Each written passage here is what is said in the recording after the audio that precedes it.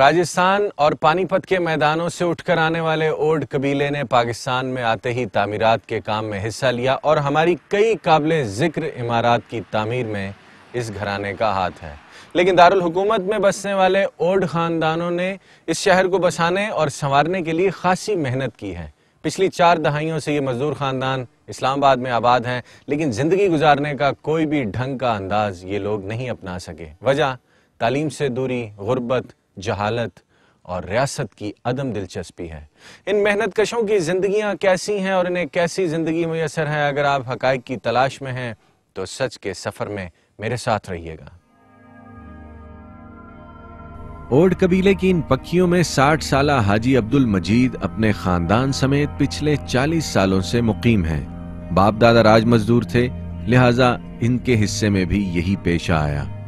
लेकिन ये साहब खासे तारीखी मजदूर हैं। हम ये मजदूरी कर रहे हैं कभी जब ये सदराओं से हमने खुद ये तमीर किया है, उधर मजदूरी किया है। इसके नाम क्या पारा, सतारा मार्केट, शाह फैसल मस्जिद, ये जो फौजियों की ये कोठियाँ, ये सब ने हमने लोगों ने बनाई हैं। तो आप मिस्त्रियों का काम करते हैं? हाँ जी, ये मिस्त्रियों का काम करते, पहले मजदूरी करते, अब मिस्त्री वाला काम करते थे। अब ये तक इधर तक हम पहुँच चुके हैं, तो फिर भी हमें इस्लामाबाद बना दिया, हमें झुग्गी भी नहीं रहने देती है। इधर ये गरीबों को उठाती है।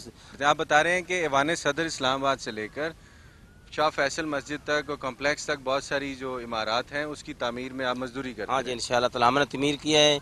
हमारे बाल साहब भी थे, हम भी थे छोटे छोटे जब तक ये हमने ये काम करके आए हैं। तो इंशाअल्लाह ताला अभी इधर तक भी है, G11 F11 तक पहुँच चुके हैं। तो ये सब पूरा इस्लामाबाद हम बना चुके हैं। तो हमें अभी तक कोई रहने के लिए जगह नहीं दी है। ये कखों की झुग्गी हैं, तो फिर भी हम पाकिस्तानी इधर के रहने वाले हैं, तो फिर भी इधर पड़े हैं झुग्गियाँ लगा कर। सदर हाउस में जब आप मजदूरी करते थे, रोज की कितनी मजदूरी मिलती थी? हाँ जी सर जी, 2 रुपये 2.5 रुपये ये दिहाड़ी थी हमारी। शाह फैसल मस्जिद जब बना रहे थे तो रोजाना की मजदूरी क्या थी आपकी? बस 2.5-3 रुपये थी दिहाड़ी जी। सदर पाकिस्तान की सरकारी रिहाइशगाह से लेकर फैसल मस्जिद तक की तामीर में हिस्सा लेने वाला मजदूर इस्लामाबाद बसाने के बाद खुद उजड़ गया।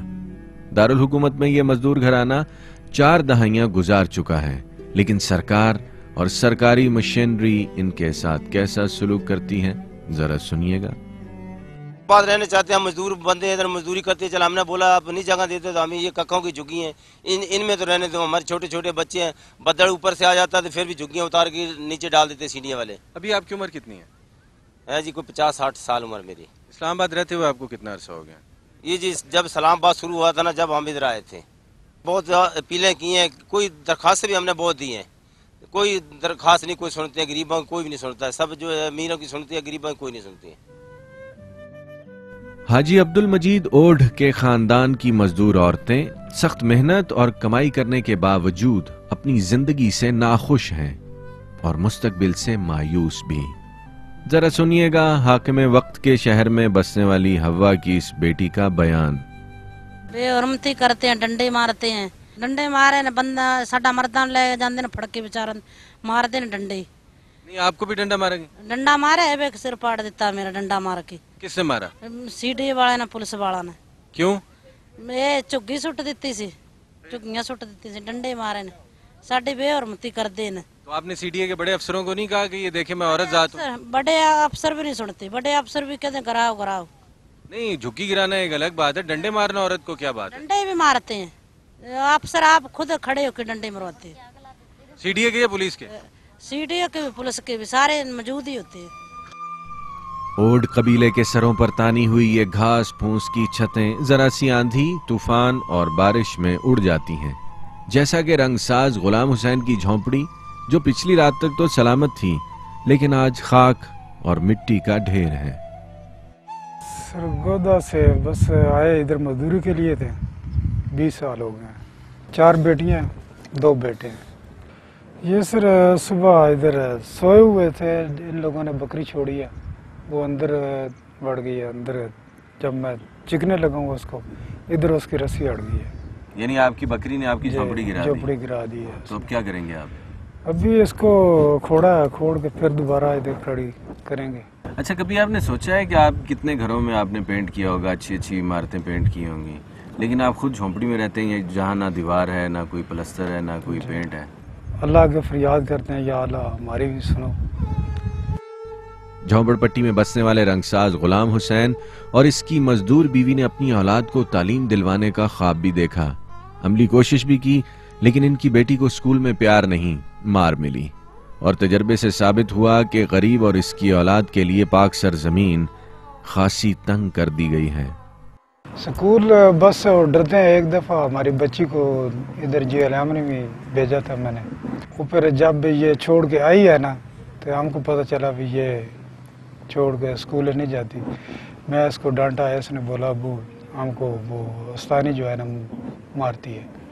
दिल चाहता है बच्चे पढ़े। हाँ, मेरा दिल यही चाहता है अपना मकान हो बेच बैठे। ओड कबीले की अक्सर मजदूर खवातीन और हजरात को ठेकेदारों के गैर इंसानी रवैयों का भी सामना है। ये लोग ना तो जराइम पेशा हैं, ना ही कोई दहशत गर्द, लेकिन गरीब का हक मारने वाला सरमायादार इनका टका टका खाकर साहूकार बनता है। और इस बददियानत निजाम को ललकारने वाला हमारे यहाँ कोई सूरमा मौजूद नहीं।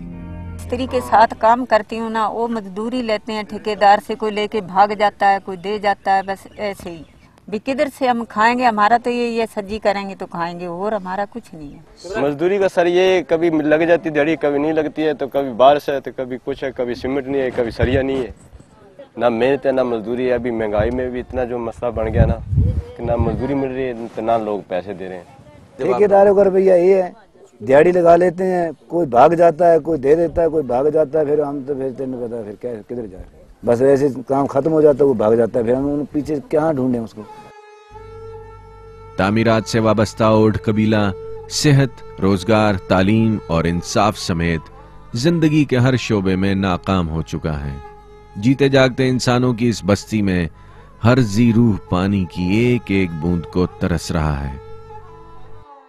5-5, 6-6 दिन कोई मिलता है पानी नहा लेते हैं, नहीं मिलता तो वैसे ऐसे ही फिरते रहते हैं, सड़ते बुसते ही फिरते रहते हैं। ये हमारी जिंदगी नहीं है बेटा, ये तो हम भी इधर ही है ना, इस दुनिया में ही अल्लाह ताला ने भेजे हैं ना। गरीब लोग हैं हम, क्या करें, ना हमारे पास लकड़ी है ना डिंगरी है, बाहर से ले आते हैं, बनाते हैं, खाते हैं, कभी बनता कभी नहीं भी बनता, ये साडा काम है बेटा। अभी सारे पानी की भी प्रॉब्लम है, हमको हर चीज की प्रॉब्लम है, किसको क्या अपना दुख किसको बता सकता है कोई। हमें कोई जमीन दे दे, कोई हमें भी कोई अपना ठिकाना, हम भी बच्चों को कोई थोड़ी सी सहूलतें दे। बच्चों का सोच लें, चलो खुद तो जंगलियों की तरह रह के हमने गुजारा किया, चलो बच्चों तो इस तरह ना करें ना, बच्चे तो कुछ अपना वो कर लेना।